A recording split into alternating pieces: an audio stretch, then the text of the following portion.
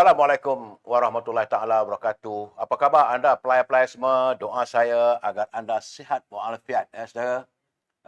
Hari ini hari Jumaat malam Sabtu. Siang tadi kita sama-sama melakukan solat Jumaat, bermohon pada Allah SWT agar negara kita dalam keadaan aman bahagia saudara. Oh, dah masuk ramainya. Apa khabar saudara Azhar M, saudara Cik Mat Mohaini, saudara Azmin Nordin dari Bagan Datuk. Syed Abdul Hakim dari Singapura. Apa khabar Tuan Syed? Oh, Singapura macam mana sekarang ni? Tak silap saya sekarang ni di Johor dah musim hujan. Alhamdulillah setakat hari ni di Kelantan, di Terengganu, suasana banjir sudah pulih. Sekarang ni monsun itu sudah pindah ke Johor. Bagaimanapun saudara, bila saya melihat adanya laporan daripada Jabatan Kaji Cuaca dan sebagainya, kita Selepas saja musim banjir di Johor, berhati-hati kerana kita akan mengalami suasana dry ataupun musim kemarau yang berpanjangan. Jadi teman-teman macam di Kelantan, di Terengganu, di Sabah, Sarawak, pastikan ada simpanan air. Kalau kemungkinan datang musim kemarau, saudara itu keadaannya tak boleh nak buat. Jangan keras, jangan salahkan kerajaan. Yang kita tak bagi tahu. Alhamdulillah, hari ini saya berbual ataupun saya mengundang, terima kasih, iaitu orang yang lama saya tunggu dan ramai orang nak tahu. Iaitu Yang Berhormat Saudara Fahmi Fadzil. Apa khabar Yang Berhormat? Baik, Alhamdulillah. Datuk Seri, apa khabar? Tengok baik, Alhamdulillah. Profi tengok kat kamera, Wabi. Baik. Orang yang cantik, handsome, bergaya. Antara Menteri Kabinet yang paling bergaya saya lihat di bawah kerajaan Madani ini adalah Saudara Fahmi Fadzil. Kecil-kecil lah, tapi jangan ingat saudara, kecil-kecil cidapi. Tapi malam ini kita berbicara secara betul terang, Wabi. Ya. Sebab rakyat nak tahu juga, sebab Menteri Komunikasi ini, dia menjelaskan pertama dasar kerajaan, apa yang berlaku dan sebagainya. Apa-apa saja orang akan letakkan masalah itu pada di bau Yang Berhormat. Jadi itu keadaannya. Pertama-tama ni soalan pertama sekali. Sekarang ni Yang Berhormat menjadi Menteri Perangan. Di bawah Kementerian Perangan, ramai masyarakat artis. Ini realiti. Ya. Dalam masyarakat artis ni, dia punya budayanya adalah gossiper society. Dan daripada dunia hiburan itu dia bertukar kepada politik. Kita bercakap soal politik ni. Masyarakat kita ni memang masyarakat yang terlalu banyak sangat dengan gosip. Gosip cerita hal dalam kain itu artis. Kita kahwin, bercinta dan sebagainya. Tetapi orang politik pun tak terkecuali. Bagaimana, macam-macam cerita Yang Berhormat.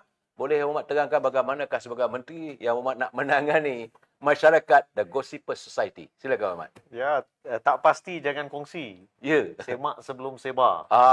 Jadi dalam Islam kita ada konsep tabayun. Ya. Jadi itu yang sebenarnya terbaik. Sebab hari ni kalau kita tengok dalam media sosial, banyak maklumat yang sampai kepada kita tak tahu betul tak betul. Kadang-kadang video lama, kadang-kadang cerita yang tak dapat disahkan, kadang-kadang separuh jalan ceritanya, video yang diedit. Dan kita kena sentiasa, satu, bagi saya lah, bersangka baik. Itu yang pertama. Kedua, kalau dapat pemakluman, sebelum kita share, kadang-kadang orang ada satu sifat, dia share, betul ke? Tapi bila dia share tu, kadang-kadang dia menjadi fitnah. Ya, fitnah dan fitnah tu terus merebak. Jadi saya cadangkan, kita ada satu budaya, pause. Pause dulu. Ya. Dan bila kita pause, yang paling mudah kita Google. Tarik nafas dulu. Tarik nafas dulu, kita Google, kita cek dulu. Dan kalau kita tak pasti pun, jangan masukkan dalam grup yang besar. Itu sebab antara kenapa pada bulan Oktober lalu, melalui kementerian kita wujudkan satu segmen setiap malam, tanpa gagal. Hampir setiap malam daripada Oktober, satu segmen bernama Biar Betul. Yang ditayangkan, disiarkan pada 7.59 setiap malam di RTM TV1. Dan di situ kita akan ambil fitnah apa yang disebarkan hari itu, bahan apa yang tak sahih yang diceritakan dalam media sosial hari itu, yang tersebar dalam grup-grup WhatsApp taman, grup-grup WhatsApp AJK Surau dan sebagainya, dan kita cuba untuk jawab. Saya dapati kadang-kadang rasa macam kita nak masukkan lagi banyak. Tapi 1 minit, apa yang boleh kita lakukan. Itu sebab ke depan ada beberapa perancangan macam mana kita nak lawan fitnah ni lebih daripada mengharapkan kepada segmen Biar Betul. Itu sebagai baseline. Dan dia terlalu mudah. Yang paling biasalah kita lihat si Polan telah meninggal dunia. Si Polan telah mengalami musibah. Ya. Ya. Dan ada sekian move dan langkah sekian sebagai kan. Jadi kita kena dapatkan maklumat yang sahih, yang betul. Ya. Dan jangan kita terikut-ikut dengan fata morgana. Fata Morgana politics. Itu kita kena hati-hati kan. Ya. Jadi macam itulah lebih kurang. Ya, jadi saya memang sekarang ni Yang Muhammad, saya melihat sebab sekarang ni pemain-pemain media dan bukan hanya kalangan anak muda, bukan kalangan lelaki, wanita. Wanita ni Makcik Minah ni lagi teruk kadang-kadang ni dia punya pokpet tu. Kan? Dan dia orang pula masing-masing banyak cerita. Kadang-kadang kita tak dapat pun ceritanya, mereka lebih tahu cerita.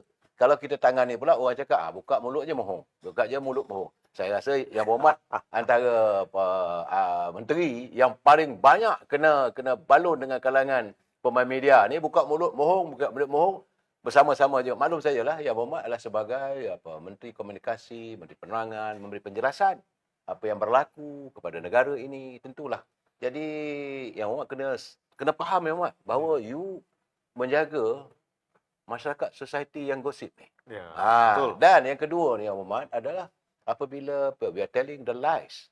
Macam dia orang ikut perangai perangai zaman Hitler dulu. If you are telling the 1,000 lies, akhirnya orang percaya itu benar walau ia tak benar. Ya. Jadi sekarang ni bagaimana Yang Muhammad nak menangani persoalan banyak isu sekarang ni yang dialami? Ya, Sila Yang Muhammad.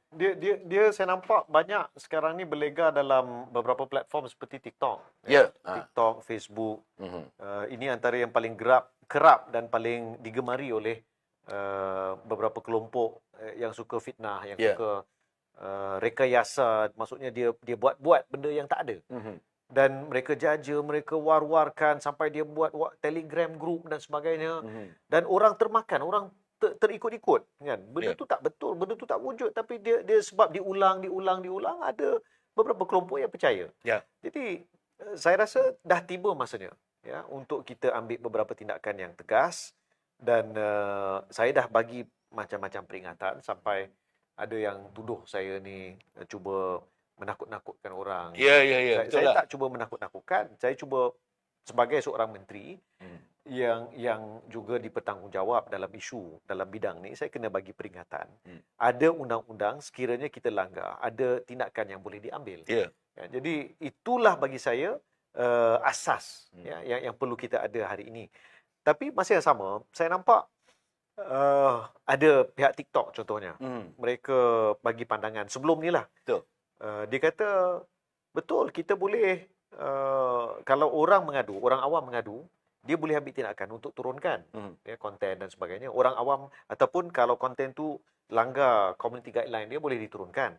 Tapi alangkah baiknya kalau kita ambil hujah yang diangkat oleh sipulan-sipulan, tapi kita jawab dengan hujah yang lebih bernas.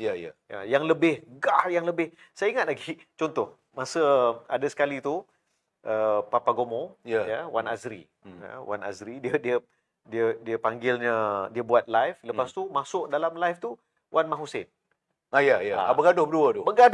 Tapi bila pong, Wan Mahusin bagi satu pukulan maut.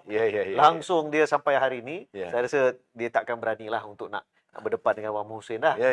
Jadi saya rasa itu tu satu keadaan yang sangat menarik. Kedua, kalau Datuk Seri ingat, YB Rafizi Ramli, dia ada sekarang ni nak buat satu podcast yang debat yang diminta debat tu. Yang bakar menteri. Tapi itu lahir daripada seorang influencer yang tuduh dia macam-macam.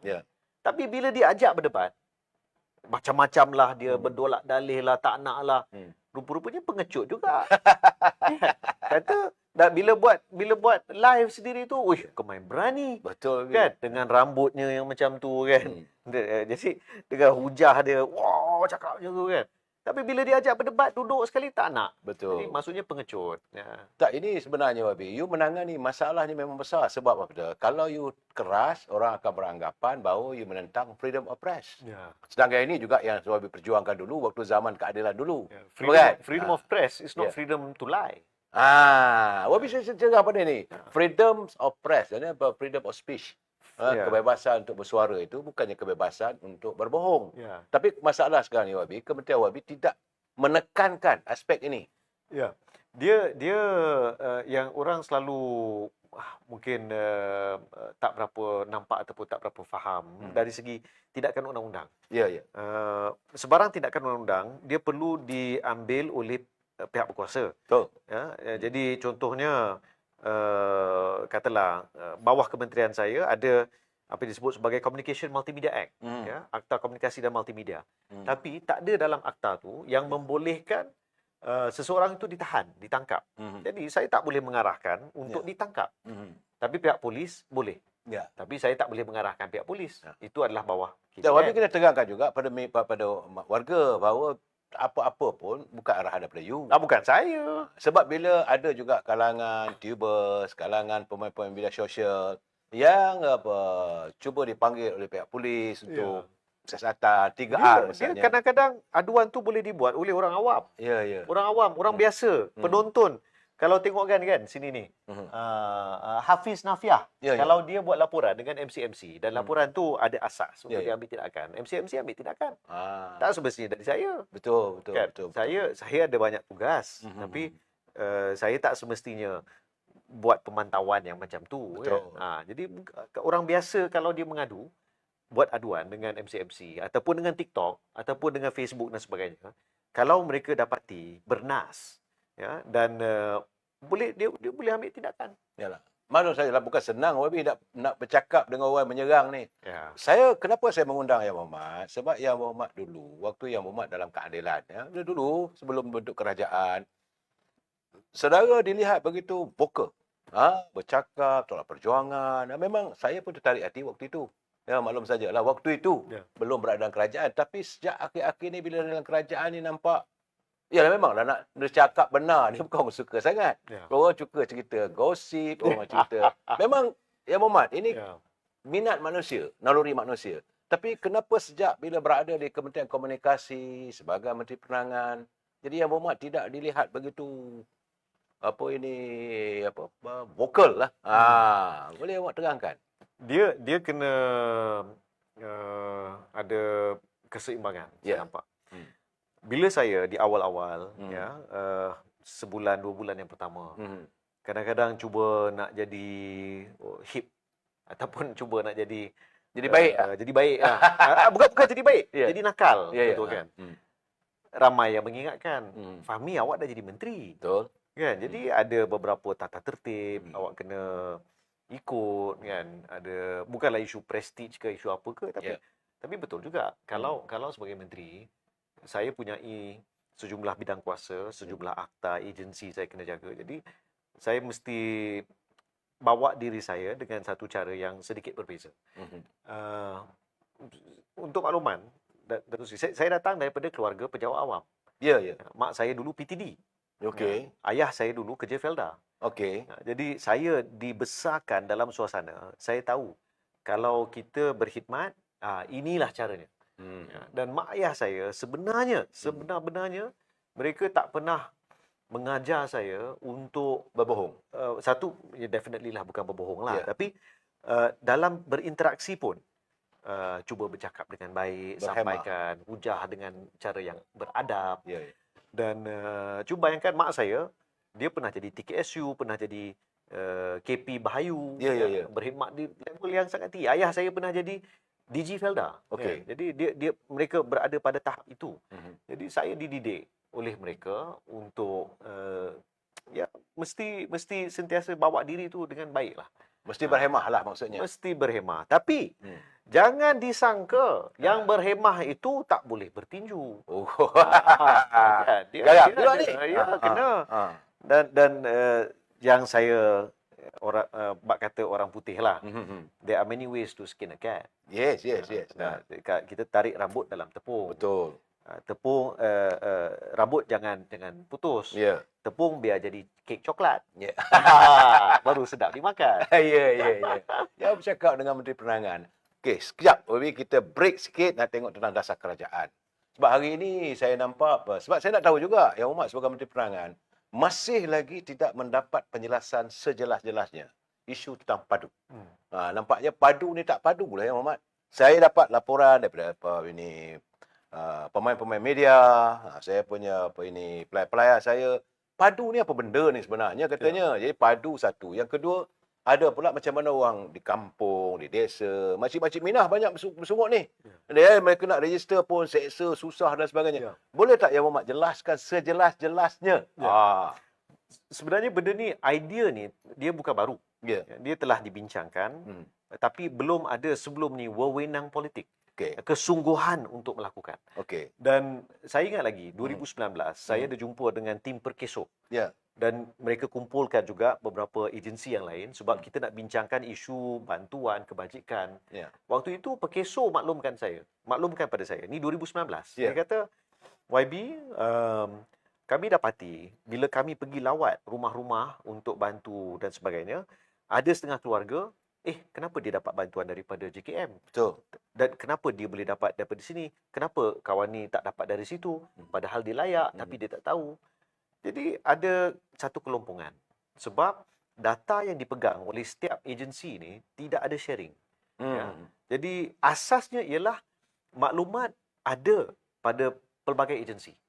Tapi tidak ada satu cara untuk mengumpulkan dan memanfaatkan maklumat yang telah diusahakan oleh agensi-agensi ini sejak daripada dulu. Jadi dari situ timbul satu idea.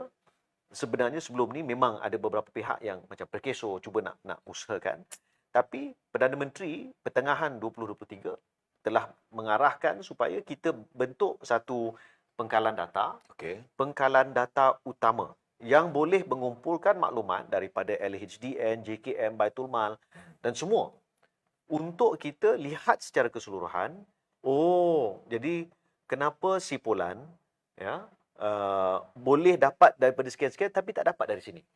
Ataupun kenapa si Polan ni dia dari kategori yang layak tapi tak pernah dapat apa-apa. Dari situ dengan berdasarkan data, asasnya ialah evidence based. Berdasarkan data dan bukti. Tapi apa yang membezakan? Yang Padu cuba buat ni, selain daripada kumpulkan daripada agensi, ialah konsep near real time. Hampir pada saat ini.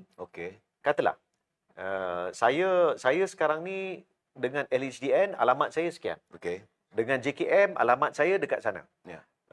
Lepas tu dekat Baitul Mal, alamat saya dekat belah sana. Tapi saya sebenarnya tinggal dekat sini. Alamat pengundi lain. Alamat pengundi lain. Jadi, tapi kalau kita nak tahu orang tu sebenarnya dekat mana, kalau kita rujuk kepada agensi yang berbeza, mungkin maklumat tu berbeza.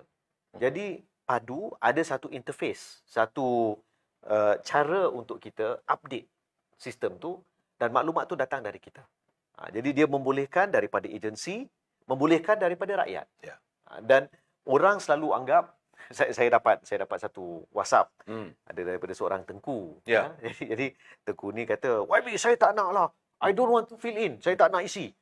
Saya kata sebenarnya Tengku, ni Padu ni yang paling boleh mendapat manfaat adalah golongan yang nak dapatkan bantuan. Yang nak dapatkan sumbangan tunai rahmah, STR, macam BRIM lah kan. Yang nak dapatkan e-madani, yang nak dapatkan bantuan subsidi dan sebagainya. Inilah kumpulan utama yang menjadi sasaran. Tapi kalau tak ada siapa-siapa, kalau kita tak isi pun, sebenarnya kita dah boleh dapat dah daripada agensi-agensi. Tapi yang membezakan daripada agensi ni, dia lagging sikit lah. Macam saya cerita tadi. Dengan agensi A, alamat saya dekat sana. Agensi B, alamat saya dekat Gombak. Agensi C, alamat saya kat PJ. Jadi, kita nak tahu betul-betul kat mana, sebenarnya kita sendiri boleh masukkan. Ya Muhammad, sebab masalah sekarang ni, warga mempersoalkan pertama sekali kita ada MySejahtera. Yang telah dibangunkan dalam belanja yang begitu besar. Berjuta-juta ya Muhammad. Sekejap lagi kita nak cakap juga ada belanja juta ni Muhammad. Sekejap lagi. Jangan tanya saya 700 juta. itu saya tak boleh nak jawab. Dan yang kedua ya Muhammad, kerana bagaimana dengan Akta Kerahsiaan, Secrecy Act. Jadi artinya bila mereka mendaftar dengan Padu, mereka dengan sendirinya mendedahkan identiti dan sebagainya. Ini yang ada persoalan. Kadang-kadang ada juga pakar-pakar undang-undang ni Muhammad. Mereka mengatakan bahawa kita ni ada Secrecy Act. bila kerajaan buat begitu, mana tidak ada lagi lah, segala-galanya terdedah. Ya. Can you give your assurance dan sebagainya? Ya. Okey, kita sewaktu digital berada dengan saya, ada satu jabatan namanya Jabatan Perlindungan Data Peribadi. Okey. Jabatan ni sangat penting, tapi selama ni dia jabatan yang sangat kecil dan boleh kita anggap tak diberikan fokus lah pada waktu itu. Okey. Bila saya masuk, saya jumpa dengan pasukan, saya kata, no, kita mesti pindah Akta Perlindungan Data Peribadi, ya, dan Akta 709. Akta ini, dia pada waktu ini hanya melibatkan sektor swasta.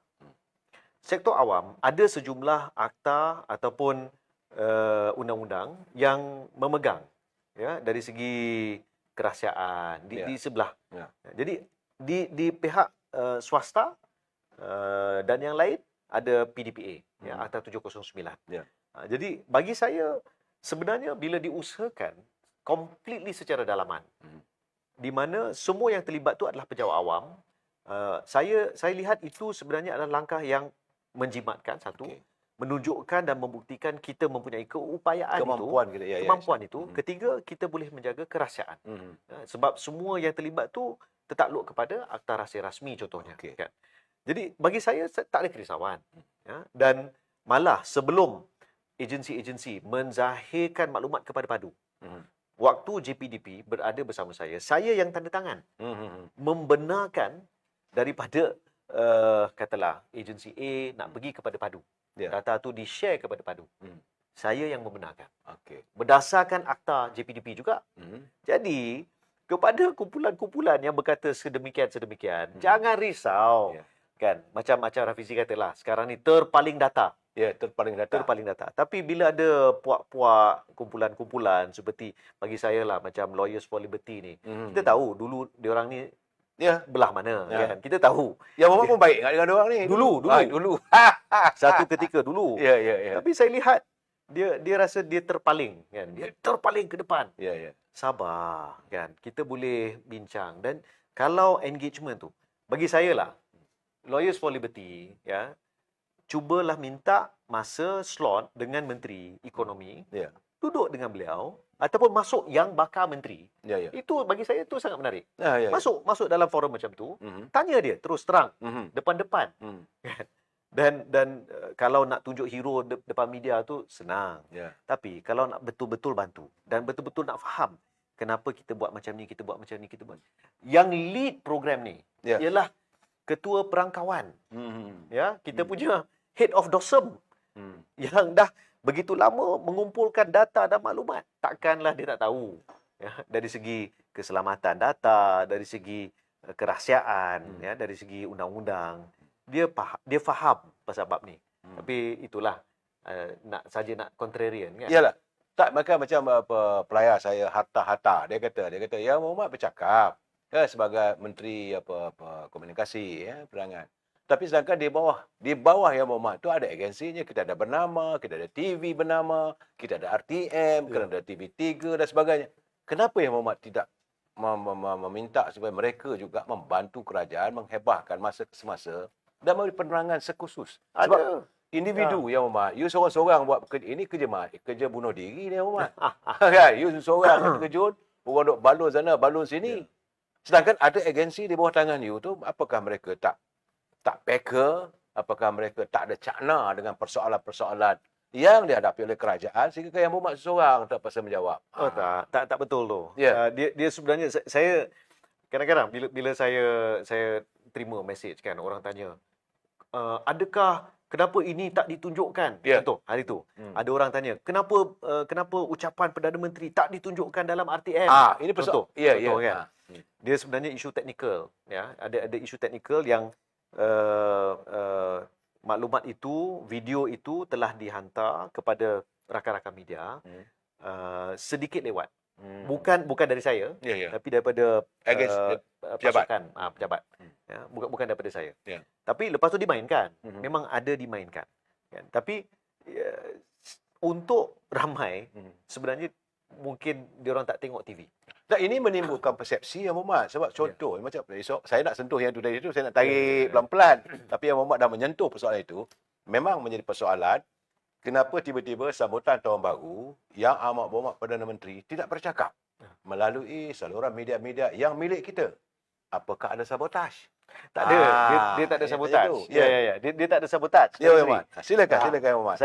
Saya boleh sahkan tidak ada sebarang tindakan yang mensabotaj. Ya. Okey. Dia adalah sebenarnya ada satu isu teknikal di mana video yang dimasukkan telah dihantar, tapi dihantar sedikit lewat. Yang Muhammad nak menjawab ni macam orang kata jatuh kapal terbangnya technical fault. Mana boleh begitu ya Muhammad? Saya telah mengusahakan. Okey. Jadi nak kata saya tak buat apa-apa tak betul. Okey. Dan saya cuma boleh berkata telah diusahakan. Cuma dari segi penghantaran tu dia ada bagi saya kesilapannya di situ dari segi penghantaran tu. Sila minum. Minum. Kita nak tanya macam-macam cerita ni, macam benda-benda yang panas kan ni. Sebab saya menjanjikan sesuatu benda yang betul serang. Yang Muhammad harus betul serang. Apa yang saya tanya dengan Muhammad tidak ada seselindung. Saya bersetuju. Terima kasih yang Muhammad menjawab persoalan begitu, sebab ini persoalannya dibangkitkan oleh media. Bukan hanya media sosial, tapi media arus perdana pun bangkitkan juga persoalannya. Dan begitu juga apabila yang Muhammad sentuh tadi tentang isu 700 juta. Sejauh mana benarnya, Muhammad? Ya, ini benda yang Yang Muhammad telah melontarkan persoalan yang memeranjatkan warga. Bukan? Dia sebenarnya dibangkitkan dalam parlimen pada bulan November yang lalu bila Perdana Menteri menjawab satu soalan oleh ahli parlimen segamat tentang perbelanjaan publicity dan promosi. Jadi waktu itu kami semua termasuklah saya dikejutkan dengan jawapan Perdana Menteri yang menunjukkan dari tahun 2020 sampai 2022 jumlah yang telah dibelanjakan oleh pentadbiran pada waktu itu adalah sebanyak 700 juta. Dan pada tahun 2023 tidak ada sebarang kontrak baru yang ditandatangani, tapi hanya pakai apa-apa kontrak yang telah ditandatangani pada tahun sebelumnya, tahun 2022.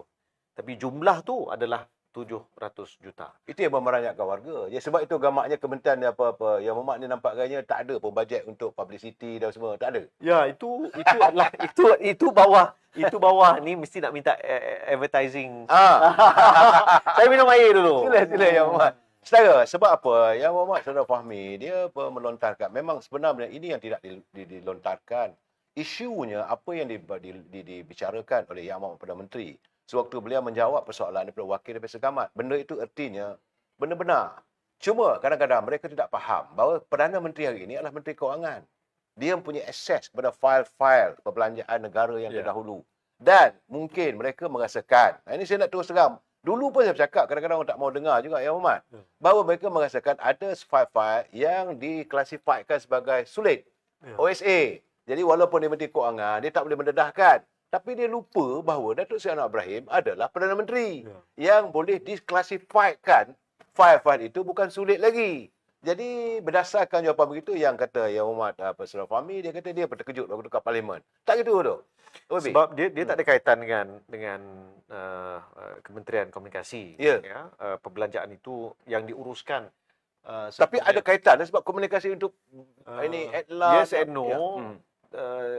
Setahu saya lah, dia tidak melalui Kementerian Komunikasi. Dia adalah direct daripada PMO pada waktu itu kepada sekian.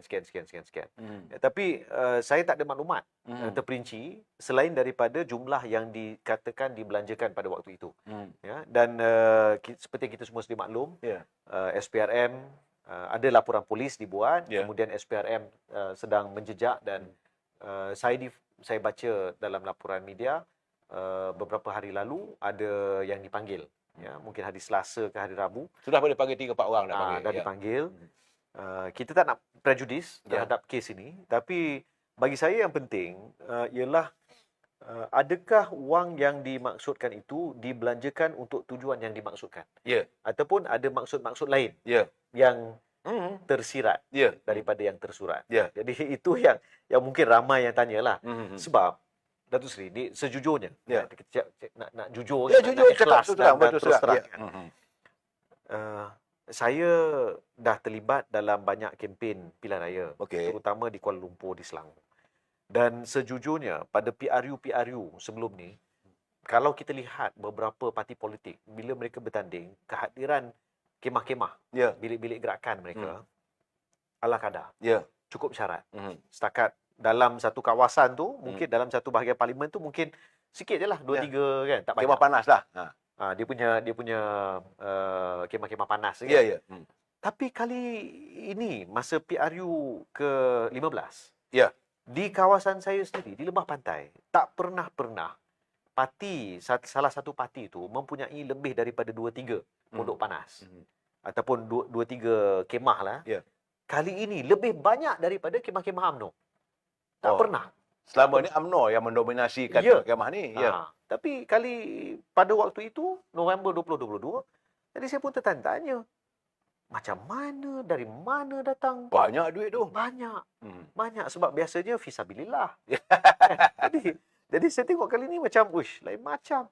Lepas tu, anak-anak muda berbondong-bondong naik motosikal, angkat bendera, kan? Konvoi yang tak pernah berlaku. Satu bendera tu kalau RM2 pun dia mesti ada macam mana kan.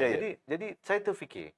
Jadi saya tak nak ada satu persepsi. Sebab saya tak menjaja dalam fitnah dan sebagainya. Saya cuma tak nak wujud satu persepsi bahawa pada waktu itu dana begitu banyak. Kita pun tahu. Pada satu ketika masalah dengan jana wibawa. Sakau, ambil duit kan. Lepas tu saya difahamkan ada beberapa perkara yang lain ada beberapa kontraktor yang telah ditamatkan, tapi mereka datang dan jumpa kata kami dah macam mana ni kan, apa maksudnya? Jadi dahulu dulu. Dia ada pendahuluan. Terus terang lah Umi cakap. Baik. Dahulu Jadi saya bukan cakap pada saya lah. Yalah. Tapi saya difahamkan keadaan itu berlaku dulu. Jadi ke mana pergi? Macam mana didanai kan? Tapi kita serah perkara ini kepada pihak berkuasa untuk siasat, untuk cari kebenaran, dan sekiranya berlaku apa-apa perkara yang tak diingini yang perlu dibawa ke muka pengadilan, maka bawa kan. Saya hormat ya Umi. Saya pernah bercakap soal ini dalam sebaik saja kerajaan madani ini ditubuhkan apabila Yang Amat Perdana Menteri menegaskan bahawa kontrak-kontrak yang terdahulu yang dilihat tinggi dan sebagainya akan dilupuskan. Saya mencadangkan tak salah kontraktor sebenarnya. Ya, betul. Sepatutnya Wami, apakah Wami tidak menasihat di kabinet? Sebagai ketua penangan, sebagai menteri penangan, saya ingat elok dibincangkan bahawa kontraktor yang dah award dia punya ni. Kalaulah mereka benar-benar harga tu katalah RM10 katakan sampai terpaksa dinaikkan RM12 kena nak bagi orang tertentu. Tapi kalau mereka willing to surrender, ikut apa yang disyarat oleh kerajaan, saya ingat boleh dipertimbangkan. Boleh tak Wami bercakap benda tu? Dia bagi saya yang fik al-awlawiyat dia. Ya. Bagi saya lah. Memang dalam kontrak dia ada klausa mengenai integriti. Dan kontrak boleh terbatal sekiranya terbukti ada elemen-elemen rasuah. Itu satu. Bagi saya yang pertamalah. Yang keduanya, kalau kontraktor tu mampu, itu satu hal. Kadang-kadang kontraktor tu dapat tapi sebenarnya tak mampu dan diserahkan kepada orang lain. Jadi ada pihak ketiga kan. Kalau dia betul-betul boleh melakukan. Bagi saya tak jadi masalah. Sepatutnya dibantu balik. Sebab tiba-tiba hilang kontrak, dia dah keluar. Yang Hormat, kita melihat rakyat sekarang ni, warga kita begitu tertekan dengan ekonomi. Yang Muhammad sendiri tahu macam mana kedudukan ekonomi negara kita ni. Setidak-tidaknya dalam kementerian saya, kita sangat-sangat konservatif untuk menamatkan kontrak. Sangat-sangat konservatif. Itu yang persoalannya. Saya kata jangan ditamatkan begitu saja. Tak. Mesti ada kajian. Ya. Sebab saya terima juga kawan-kawan saya, terutama lagi kawan-kawan saya yang menjadi kontraktor. Kesan daripada PKP. Dapatan saya Yang Muhammad mungkin lebih banyak lagi. Dapatan saya 1,783 kontraktor Bumi Putra yang bungkus terus. Terus bungkus. Sebab selama 3 bulan tak boleh berniaga, modal dah habis, dah apa semua. Jadi kena cari jalan juga untuk mengembeling mereka. Jadi apakah Yang Muhammad punya nasihat pada mereka yang terkesan kesian dia tak boleh naik. Saya satu ketika dulu contoh sebab salah satu aspek yang saya jaga ialah untuk pelaksanaan fiber menara Ya, ya. untuk telekomunikasi. Saya pernah jumpa dengan persatuan-persatuan yang berkaitan dengan persatuan-persatuan kontraktor. Dan mereka datang jumpa saya dan mereka maklumkan. Dan isu yang mereka hadapi ialah kontrak-kontrak ataupun tak ada kerja. Jadi bila saya berhadapan dengan keadaan macam tu, memang saya panggil lah beberapa pihak untuk lihat apa yang boleh dibantu untuk komuniti ini, untuk para peniaga, ramai Bumi Putra, kan? Jadi saya nak pastikan berjaya. Tapi dia mesti dalam keadaan kalau kontrak tu untuk sekian, maka sekian itulah yang deliver. Jangan deliver kurang dari itu, kan? Betul. Kalau lebih tak apa. Ya. Jadi bagi saya memang kita bantu, tapi saya cuma boleh jaga bidang kuasa saya lah. Yalah. Jadi insya-Allah bab tu saya jaga. Tapi saya ingat yang awak juga boleh mempengaruhi teman-teman kalangan menteri yang lain untuk membantulah. Sebab Yang Mohamad jangan lupa Yang Mohamad mewakili kawasan lembah pantai. Lembah pantai adalah kawasan kota raya. Yang Mohamad berhadapan dengan pengundi-pengundi Yang Mohamad adalah pengundi-pengundi metro. Ya. Bagi penduduk yang tinggal lembah pantai, walaupun mereka duduk dalam PPR, Yang Mohamad sendiri tengoklah kawasan rumah dia orang macam mana keadaan di kawasan Yang Mohamad sendiri, ya. Kalau pendapatan mereka 3,500, bukannya 1,500 Yang Mohamad, 3,500, mereka berada di bawah paras kemiskinan yang teramat tekan lagi. Apakah Yang Mohamad tak dapat melihat keadaan begitu? Your own pengundi sendiri. Ya, memang saya kalau nak dikatakan aspek keusahawanan ataupun dari segi peluang pekerjaan, memang benda ni ini antara perkara yang saya selalu tekankan. Apa yang kita boleh bantu untuk tingkatkan pendapatan ataupun setidak-tidaknya untuk kurangkan tekanan. Saya bagi contoh, esok pagi di lembah pantai, di Pantai Dalam, kita akan adakan sesi jualan murah ikan segar yang dibawa terus daripada laut dan kita akan jual pada harga yang sangat rendah. Kita ikut formula Bukit Gantang. Jadi cara itu diusahakan di kawasan saya. Kemudian kita banyak bantu melalui program-program seperti My Kasih dan juga cara-cara yang lain untuk bantu. Tapi saya lihat ada satu perkara yang kalau di kawasan bandar lah, yang tinggal di kawasan PPR. Tapi sebenarnya saya tak risau sangat PPR berbanding dengan flat cost rendah. Sebab waktu pandemik saya nampak penghuni PPR mendapat lebih banyak bantuan. Contoh tak perlu bayar sewa bulanan. Mendapat macam-macam bantuan yang lain. Tapi bagi yang tinggal di flat kos rendah, bukan PPR lah, bukan bawah bandaraya, tekanan dia 3-4 kali ganda. Betul. Sebab sewa dia masih berjalan. Pemilik tu mungkin is private, kan? Jadi dia mesti nak pastikan sewa tu berjalan. Betul. Jadi untuk tahun 2023, apa yang saya buat, saya fokus kepada sekolah-sekolah. Saya pastikan internetnya baik, saya selesaikan beberapa masalah. Tahun ini saya nak fokus kepada flat cost rendah. Di sekitar lembah pantai, itu yang menjadi fokus saya. Because saya ingat kadang-kadang perlu diwawarkan juga Yang Mohamad pun kena tegas juga dengan pegawai bawah ini. Kadang-kadang lewat Yang Mohamad. Jadi informasi itu tak sampai pada rakyat, akhirnya rakyat memberontak. Yang Mohamad. Betul. Ini masalah. Saya bagi contoh macam harga barangan. Saya pergi ke pasar hari ini, harga ikan kembung misalnya tidaklah sampai RM20. Dah sudah tinggal lagi RM14 yang saya beli petang tadi. Yang Mohamad. Jadi benda ini tidak diwawarkan, tapi yang cerita semalam itu masih berterusan Yang Mohamad. Itu sebab kenapa saya sarankan untuk kita amalkan ataupun kita gunakan apa yang disebut sebagai price catcher. App price catcher. Saya tunjukkan sini ya. Jadi sekarang ni kita tengok ada dalam TV ke? Harga ayam bersih ni ayam bersih standard 1 kilo. Ya, kalau di sini lokasi sini ni yang paling mahal RM10.50 sekilo. So kalau Datuk Seri bolehlah pergi ke situ. RM10.50 sekilo. Tapi kalau yang nak paling rendah, pergi ke Lotus, Giant, Hero, Hero ni, Giant ni semua RM8.39 ada. RM8.39 sekilo, yang paling murah, yang paling rendah. Soal sekarang ni macam mana yang menghebahkan ni soalnya? Ini bawah KPDN. Tapi ke mana saja saya pergi, di mana juga forum yang saya sertai, saya akan war-warkan. Jadi saya sarankan semua untuk download apps namanya Price Catcher. Okey, saya tunjuk sekali lagi ya. Ya, ya. Tunjuk. Price Catcher. Ni alamak. Ni Price Catcher.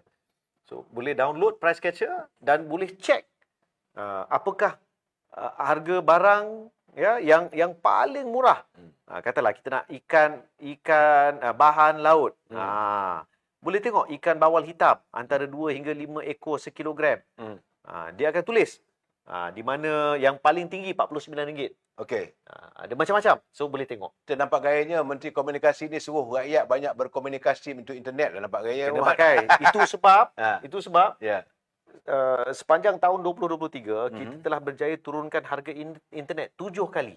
7 kali. Menyebabkan inflasi dalam sektor komunikasi adalah negatif 3.7% untuk separuh kedua tahun 2023. Maksudnya, cuba bayangkan, inflasi negara berada pada kadar 1.8%. Itu yang terakhir. Untuk 3-4 bulan yang terakhir tahun 2023, kadar inflasi bagi sektor komunikasi internet, contohnya, ialah negatif 3.7%. Negatif. Harga internet makin murah, makin rendah. Makin rendah. Itu Saya terima kasih kerana ada juga kawasan yang tak dapat capaian tu. Ya. Itu sekarang ni mungkin Gobin punya Tak, area lah. bawah saya lagi. Bawah you? Bawah saya lagi. Internet MCMC bawah yang Muhammad? MCMC bawah saya. Sebab kadang-kadang dia prasarana. Saya punya kawasan kadang-kadang terputus juga. Ya ke? Alamak, saya kena Bila check ni. hujan apa semua Baik. kadang ni.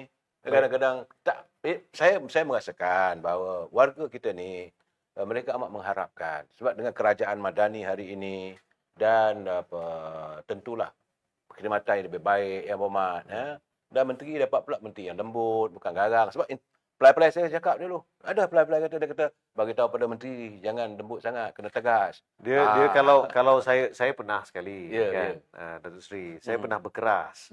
Tapi bila berkeras pas nombor kena pas no dia kata menteri jangan lembut panggil ketua penerangan tanya kenapa lewat anda ini ada yang bukan saya bohong yang ini pelai-pelai saya yang betul serang Dia kalau saya keras, ya. Kalau saya keras, tak tahan orang.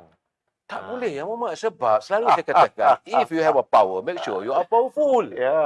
Saya selalu mengatakan If you don't use your power, then you are bloody fool. yang Muhammad pun faham jadi begitu saya tak mau. Tapi Margaret Thatcher dia pernah kata ataupun adalah saya tak ingat siapa yang exactly kata. Power is like being a woman. If you have to say you are, then you aren't. Faham tak? Ya. Kuasa tu adalah seperti menjadi seorang wanita. Kalau kamu kena kata kamu seorang wanita, maksudnya kamu bukan. itu pernah disebutlah. Dia boleh bagai Thatcher pemimpin lah. Kota cakap. Baik, ya Muhammad. Berbalik kepada politik. Saya banyak bercakap mengundang yang Muhammad pasal politik sebab ia sebagai Menteri Penerangan yang bercakap soal politik masa dan banyak warga merasakan bahawa Yang Muhammad kurang menyerang. Dan kebanyakan banyak bertahan. Berapa lama kita harus bertahan, ya Muhammad? Kalau kita sentiasa bertahan, lama-lama air pun boleh merobohkan tebing yang mantap, ya Muhammad. Kalau Yang Muhammad tengok waktu di Kelantan dari kawasan yang disediakan dibangunkan untuk tabatan dan sebagainya. Kerana air saya yang lembut, Muhammad, boleh roboh juga diserang. Jadi soalan saya, kenapa Yang Muhammad tidak mau bersikap menyerang?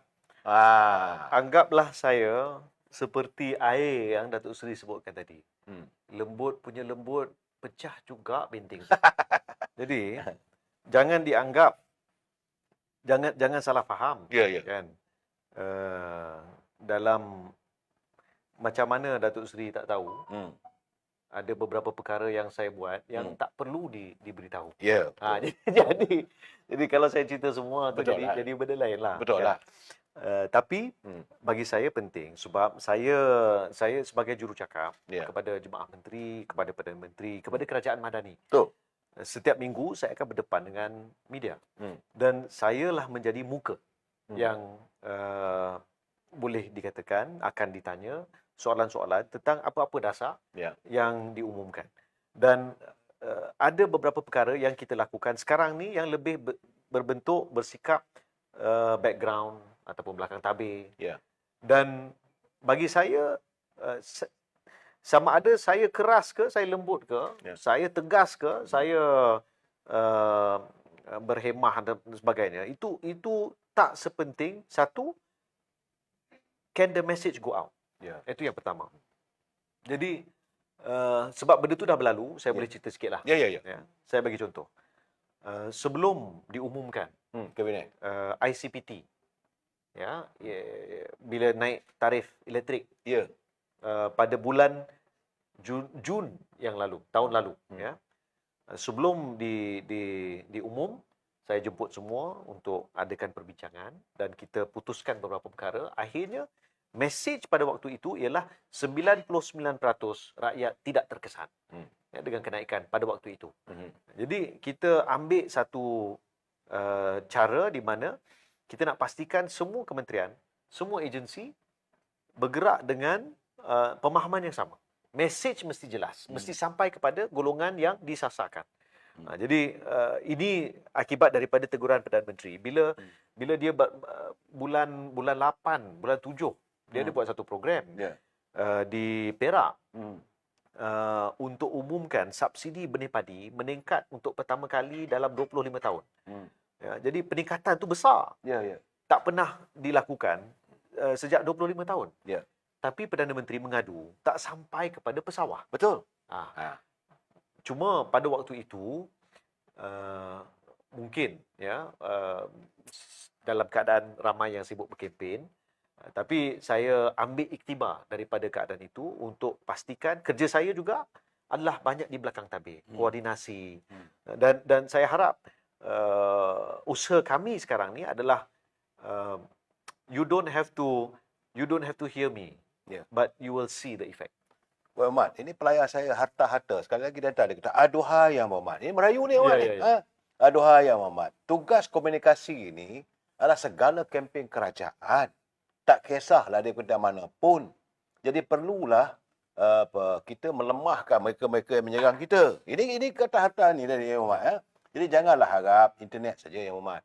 Kerana TV kita kena gunakan, radio kena gunakan. Kerap kali sebab Yang Muhammad, mungkin Yang Muhammad kecil lagi. Zaman saya dulu, zaman ibu Yang Muhammad, dulu bila kerajaan kempen Felda. Bila kerajaan mau mengajak orang semua masuk Felda sebagainya, kita ada program di radio saja Yang Muhammad, bukan TV. Fajar di Bumi Permata. Bila waktu tu zaman Tun Razak mau mewujudkan supaya orang pergi ke jaminan makanan, pertanian, kita ada program di radio Yang Muhammad, iaitu program Kebun Pak Awang.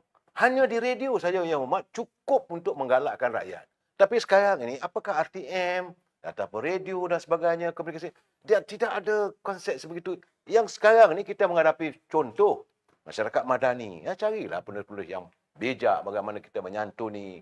Saya tu hari bercakap dengan sahabat kita berhubung dengan madani. Bagaimana sampai ke tahapnya zaman era Khalifah Umar Abdul Aziz. Yang akhirnya tidak ada lagi orang penerima zakat. Retinya rakyat itu hidup dalam. Apakah Yang Muhammad tak boleh panggil balik pegawai itu? Jangan bagi dia tidur Yang Muhammad. Kena cakap, as long you are concerned, kita nak tengok ada program yang begini. Yang Muhammad, saya nak tanya Yang Muhammad. Itu yang ada benda yang saya boleh cerita, ada benda yang saya tak boleh cerita. Okey, saya Jadi ada beberapa perkara yang memang dalam tindakan dan akan ada rombakan-rombakan dan penyelarasan semula beberapa perkara. Saya lihat perlu ada satu mungkin nafas baru dalam beberapa agensi. Ini yang bagi saya menjadi keutamaan. Memandangkan sekarang kementerian ini fokusnya hanyalah komunikasi, penerangan, penyampaian maklumat tu. Saya setuju di setengah kawasan untuk capai sasaran penonton ataupun kumpulan yang kita nak sampaikan maklumat tu, kita kena cari saluran yang tepat. Hari ini masih lagi ada kumpulan-kumpulan yang mendapat maklumat daripada surat khabar, contoh.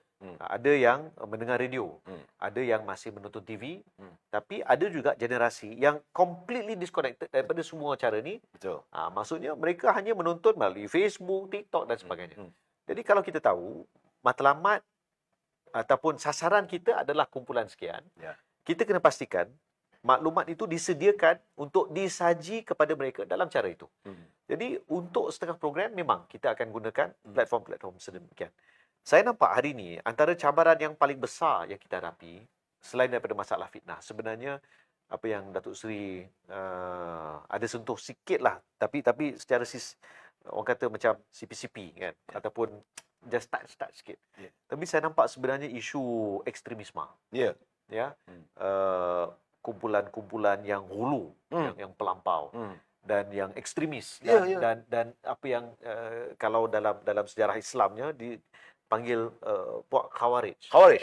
Ya, jadi ini sebenarnya perkara yang bagi saya antara benda yang paling mendesak sekarang. Ini yang perlu ditangani sesegera mungkin. Saya risau. Ya.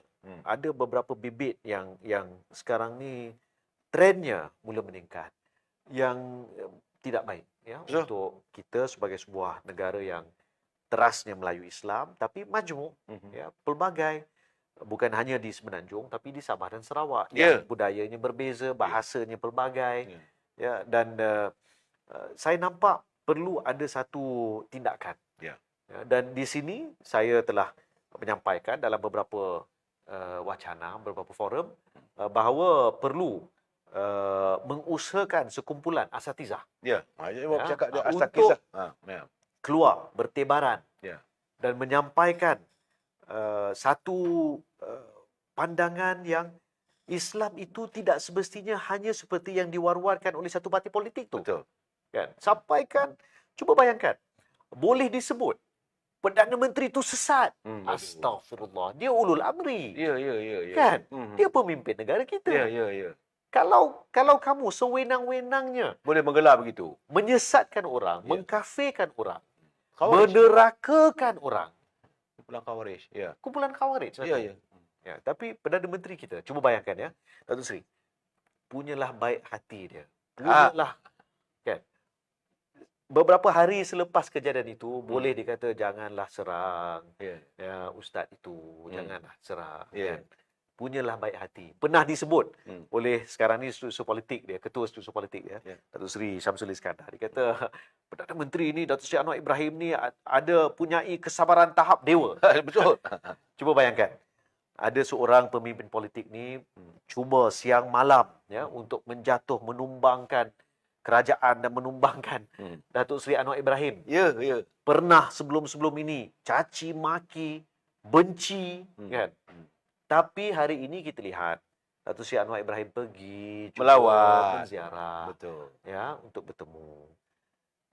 Cuba kita bayangkan, murninya hati. Bukankah itu apa yang seharusnya menjadi contoh Islam? Ya, seorang pemimpin Islam yang sedia untuk memaaf, ya, sedia untuk mengeratkan semula silaturahim, mengetepikan khilaf dan beza pandangan. Dan di sini kita perlu faham Datuk Seri Anwar tidak naif. Betul. Dia tahu, dia faham, dia nampak, dia tak lupa. Dia tak mudah lupa. Tapi masa yang sama sebagai seorang Islam, sebagai seorang pemimpin, dia menunjukkan bahawa dia perlu berbesar hati. Dia perlu ditanya. Wartawan tanya, Tun Mahathir kata Perdana Menteri pakar pintu belakang. Dia mendoakan kesihatan. Mendoakan kesihatan Tun Mahathir. Walaupun dicaci, dimaki, dan hari ini kabarnya pimpinan utama PAS masuk hospital pun. Betul. Saya terima kasih kepada Kementerian Yang Hormat tidak diwawarkan, tidak ambil kesempatan untuk menunjukkan bahawa aku ni baik. So, dia buat dengan sedia selepas doa. Saya Yang Hormat bagi pandangan tu. Ya, bos lah. Bos you lah. Betul. Pada masa yang sama kita nampak beberapa jam sebelum itu dalam Facebook ada keluar satu kenyataan daripada Haji Hadi menyatakan kiranya pasal berkenaan dengan menggulingkan kerajaan. Masih lagi bercakap tentang tu. Betul. Ni Datuk Seri Anwar Ibrahim datang ziarah kan. Setelah dapat tahu dia sakit. Bila dapat tahu. Dia dapat tahu dan terus dia pergi. Tengok kan.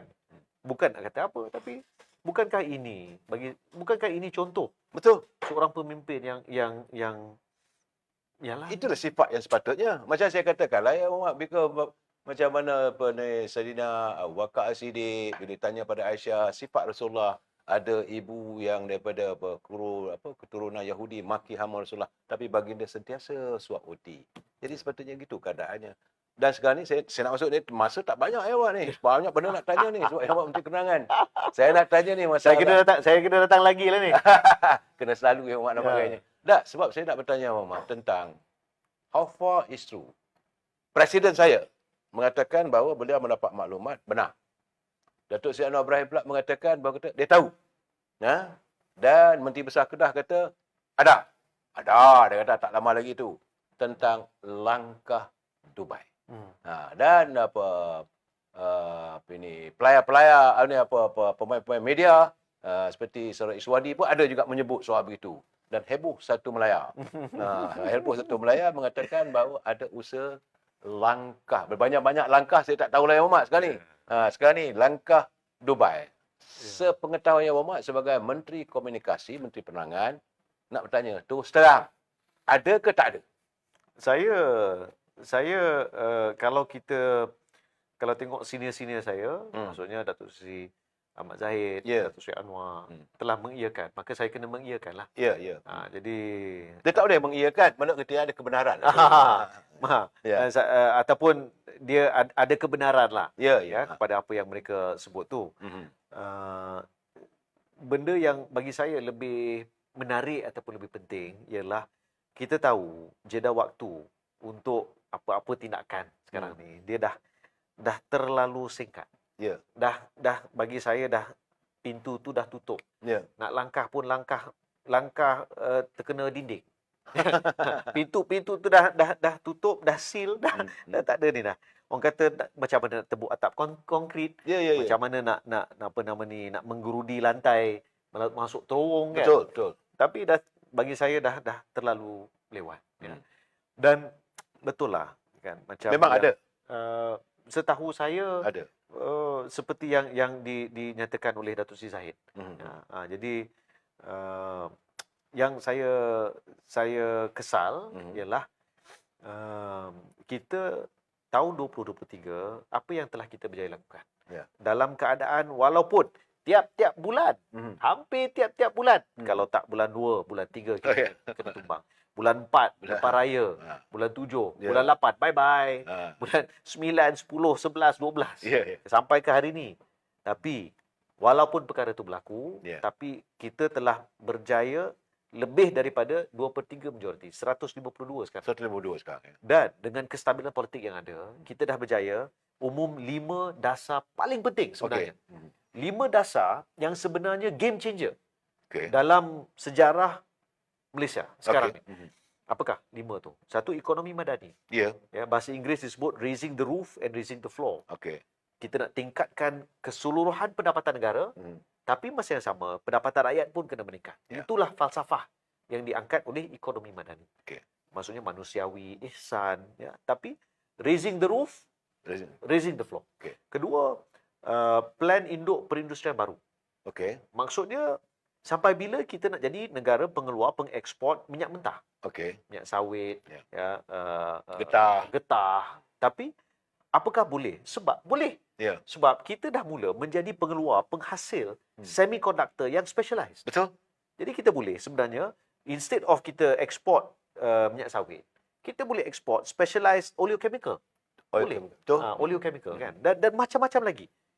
Tapi di situlah ekonomi digital mainkan peranan. Jadi perancangan tu ada.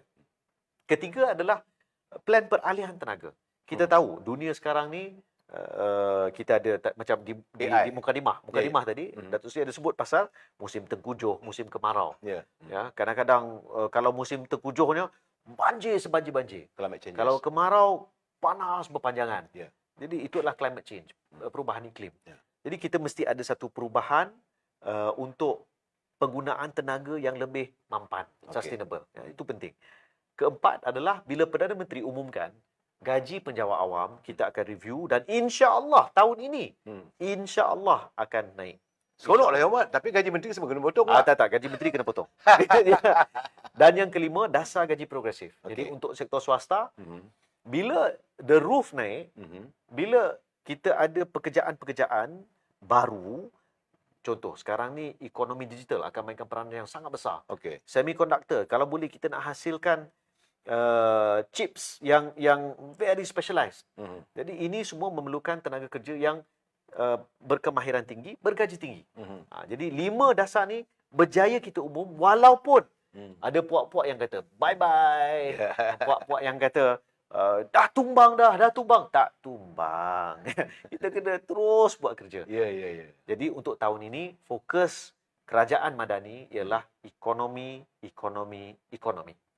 Itu yang paling penting. Itu yang Ya, terpaling penting. Ya, Mak, sebab apa? Sebab saya masih lagi teringat. Saya nak tanya juga, Mak, ini matlamat kerajaan perpaduan yang diungguli oleh Yang Muhammad Datuk Seri Anwar Ibrahim adalah menangani derita rakyat. Saya rasa Yang Muhammad pun faham tak bahawa waktu Yang Muhammad Perdana Menteri berada di anjung kuasa di Seri Perdana, itulah yang diwawarkan bahawa mahu menangani derita rakyat. Dan penghujung tahun 2023, miskin tegar mesti dinoktahkan. Ya. Sejauh mana dia berjaya? Ya, saya lihat di sini itu antara sebab kita ada program padu, Okey. sistem padu. Kita perlu dapatkan sedikit maklumat yang terperinci. Tapi masa yang sama, kalau kita lihat, sejujurnya saya belum dapat apa-apa maklumat. Okey. Kita belum dapat briefing, baru masuk minggu pertama. Ya, minggu pertama. Belum dapat lagi full. Biasanya dia akan ambil sedikit masa untuk kumpulkan data. Tapi saya nampak ikhtiar tu ada, dan dari segi sistem e-KASIS sebagai contoh. Ya. Telah disebut sebelum ini ada sejumlah 150 ribu lebih kurang ya isi rumah yang dikategorikan sebagai miskin tegar. Jadi itulah yang menjadi fokus. Dan di kawasan saya kita memberi fokus kepada komuniti ini dan kita sampaikan bantuan kepada mereka. Pastikan mereka dibantu untuk keluarkan daripada Miskin tegar. Miskin tegar. Jadi yang dimaksudkan itu adalah untuk menoktahkan. Ya. Itu adalah hasratnya. Kita kena tunggu sedikit masa untuk dapat laporan yang tepat tentang berapa jumlah yang masih ada. Tapi kalau sejujurnya saya kata bila kita ada sistem padu, itu menunjukkan bahawa mindset game changer kepada kerajaan ini ialah kita tidak lagi hanya bergantung kepada maklumat daripada anekdot orang hantar hearsay kan. Maklumat kita nakkan kalau boleh maklumat yang tepat, maklumat yang near real time, dan kita tahu boleh tuju ke sini, boleh bantu ke sini, boleh sampai ke situ. Okey, Muhammad, dia bercakap soal ekonomi satu hal lagi dia, Muhammad. Sekarang ni saya dikabarkan bahawa wang akan masuk pelaburan lebih kurang 230 bilion atas bersama kesan daripada lawatan Yang Muhammad Perdana Menteri pergi ke San Francisco, pergi ke China, pergi ke satu dunia lah mencari pelabur. UAE, Aramco pun nak melabur sampai ke Terengganu dan Kelantan pun. Masdar City, Masdar nak. Tak masalah Yang Muhammad. Sekali lagi saya katakan Yang Muhammad. Ini agensi dia bawa Yang Muhammad tu kurang memberi penjelasan sebab itu rakyat tak tahu. Menteri yang bertanggungjawab ialah Datuk Seri Tengku Zafrul. Betul ya Muhammad. Sebab tu pelayan saya kata tadi. Kita kena ketepikan Yang Muhammad soal kementerian mereka. Jadi kementerian Yang Muhammad ini harus ya betul. Itu tak menjadi masalah. Yang Muhammad tak okey. Tapi kalau macam Datuk Seri kata tadi, kalau saya dan kementerian saya sahaja yang menyampaikan maklumat ni, memang tak dan lah. Jadi kita kena pastikan kementerian yang ada UKK mereka sendiri, yang ada menteri dengan pasukan-pasukan media sosial mereka sendiri dapat menyampaikan maklumat. Saya nampak perkara yang paling bermakna ialah bila apa yang disebut sebagai pelaburan ni dapat dizahirkan, direalisasikan, materialiskan, terutama dalam bentuk pekerjaan. Saya bagi contoh yang paling mudah. Bila Perdana Menteri sebelum ni mengumumkan bahawa ada pelaburan, ada kesediaan daripada Elon Musk, syarikat Tesla, untuk buka satu regional hub dekat di Cyberjaya. Dan dalam tempoh beberapa bulan, boom, dah ada. Tiba-tiba, boom, beratus orang beratur nak dapatkan kerja. Jadi di situ kita nampak, betul-betul berlaku. Jadi saya nampak memang ada keperluan untuk pastikan kementerian, contohnya MITI, mereka nampak perkara ni dan boleh dilaksanakan. Jadi membantu lebih ramai untuk dengan segera mendapat kerja. Itu bagi saya adalah laba daripada pelaburan itu. Kan? Jadi bagi saya ini aspek-aspek yang kita mula nak rangka, mula nak atur supaya rakyat dengan segera dapat nikmati manfaat daripada pelaburan-pelaburan ini. Okay, Ahmad, ini kira penutup permintaan ramai. Penutup. Saya akan panggil lagi Yang Berhormat. Yang Berhormat. Baik, boleh. Permintaan ramai. Pertama sekali Yang Berhormat, saya masih lagi mengharapkan ada program-program macam Fajar di Bumi Mata dan sebagainya yang InsyaAllah. sesuai dengan waktu zaman kita. Tetapi yang paling penting Yang Berhormat, tentang program Forum Perdana Islam. Dulu begitu berkesan. Kita panggil pakar-pakar ustaz supaya dapat dicuci sikitlah. Kalau tidak nanti Yang Berhormat kena ingat Yang Berhormat bahawa dalam politik Yang Berhormat, apabila seorang itu boleh menjuarai agama. Dalam negara ni ada dua, dalam politik ada dua Yang Berhormat. Sama ada religions, kalau negara itu ada pelbagai agama, ataupun racial issues. Dua isu ini kalau mereka mainkan, isulah bagaimana mereka mencari upaya, sokongan dan sebagainya. Yang Berhormat. Tapi kalau macam program Forum Perdana, dah tiba-tiba tak ada lagi RTM. Ada. Ada? Ada. Itulah Ini masalah. membuktikan bahawa Datuk Seri tak tengok TV. Setiap hari Khamis jam 9 malam Ya. ada Saya dimainkan. pelayar, saya minta tengok gitu. Kena ada. Lain kali Pas no, ni pas ni orang dia tak tabayun, pas, no. tabayun. Tabayun. Semak sebelum sebar. Ah. Ada. Cuma yang saya setuju dan saya ada bincang sebab sebenarnya program Forum Agama ni dia adalah di bawah kelolaan Menteri Agama. Ya, ya. Dan kita dah ada bincang beberapa perkara, saya nampak boleh ditambah baik. Ya. Dan saya nak minta selain daripada asatizah untuk bertebaran seperti Wali Songo lah katakan. Ya. Betul. Pergi ke seluruh negara daripada Perlis sampai ke Sabah. Masa yang sama saya nampak mereka perlu dibawa ke dalam forum-forum, bukan hanya forum perdana, tapi di corong-corong radio, datang ke kampung-kampung, ke warung-warung, datang ke madrasah-madrasah untuk melihat, menjelaskan bersama dengan rakyat, dan membawa satu perubahan di peringkat akar umbi. Kita nak tunjukkan bahawa dengan kerajaan Madani ni, Islam tidak terancam.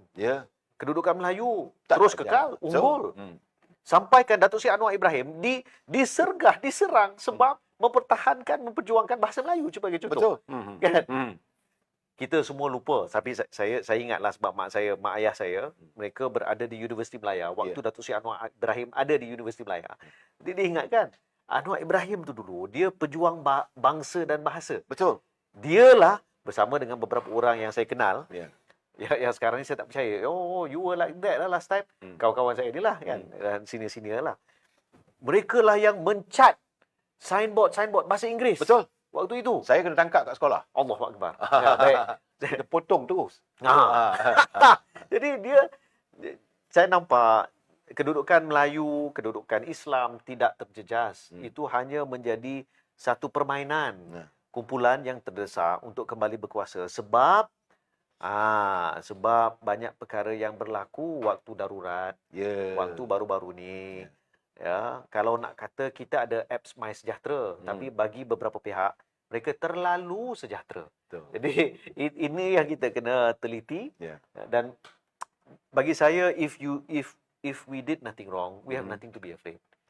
Jadi saya rasa banyak lagi kerja. InsyaAllah saya akan datang lagi. InsyaAllah, terima kasih. Untuk bagi penjelasan, penerangan. Tapi saya sedikit kecewa sebab Datuk Seri rasa tak ada forum perdana Khalid Wali Islam. Saya pelayar, saya kata. Pelayar. Orang PAS, no. PAS, no. Baik. PAS, no. Saya, begitulah keadaannya. Sebagai kadang-kadang kita hari ini kita berbicara berterus terang. Saya ucapkan terima kasih kepada Yang Berhormat, Saudara Fahmi, yang saya kenali setahun lepas dulu dah pernah saya satu pentas. Dan beliau nampaknya, sebab itu saya tak menyerang beliau. Kerana dia melaksanakan apa yang dijanjikan dalam forum Sembang Hangat yang dikelolakan oleh sahabat saya, Datuk Abdullah Sani. Datuk Abdullah Sani sekarang ni dah jadi saya punya pemenang ni 2 minggu sekali. So, saya juga mengharapkan kita mendapat banyak penjelasan dan mengharapkan agar Menteri Komunikasi dapatlah luangkan waktu dengan bersama kita. Dan teman-teman semua, pelai-pelai sama, saya ucapkan terima kasih. Setakat ini 75,000 yang belayar bersama dengan kita. Wow. Hebat. So, saya selamat berhujung minggu. Wabillahi taufiq wa hidayah. Assalamualaikum warahmatullahi wabarakatuh. Jumpa lagi. Terima kasih.